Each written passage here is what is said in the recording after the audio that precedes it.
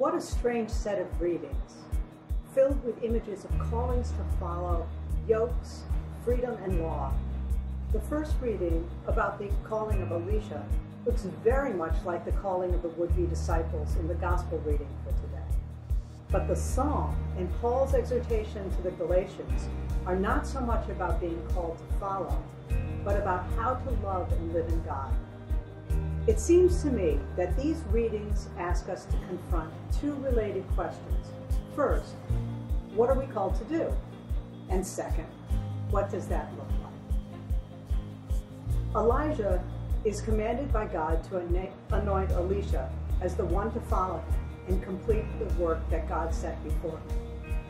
Elijah throws his cloak over Elisha's shoulders, and Elisha knows that this act has profound meaning. He says to Elijah, "Let me go and say goodbye to my family." Then Elijah says something really strange. "I haven't done anything to you."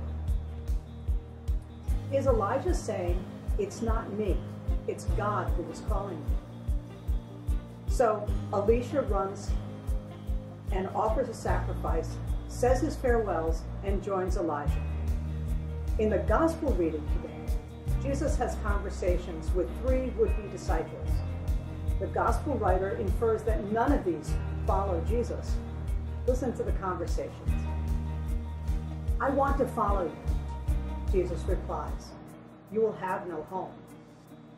"Let me first bury my father," and Jesus replies, "I need you to proclaim the kingdom of God." "Let me first say goodbye to my parents." Jesus again replies, "You can't look back. You have to look forward with me." In Elisha's case, he did have a chance for some closure. By using the tools of his old life to make a sacrifice to God, he begins his new one. Maybe from the moment of his calling, he was prepared to chase after Elijah, to do whatever God called him to do. Maybe that's the difference between Elisha and those Jesus spoke to. Maybe then, that is our call, to hear his voice and follow, trusting that whatever God calls us to do, we are prepared to do. But what does God call us to do? I know that the exact particulars will differ for each one of us, each according to the grace given us. Paul gives us the essence of that calling in today's reading. He says that we are called for freedom, to serve one another through love. He tells us to live by the Spirit, and listen to the joy of David in the Psalms. "I set the Lord ever before me. With him at my right hand I shall not be disturbed. Therefore my heart is glad and my soul rejoices. You will show me the path to life, fullness of joys in your presence." So sing to the Lord. Dance with the Lord. Love him and hold on to him.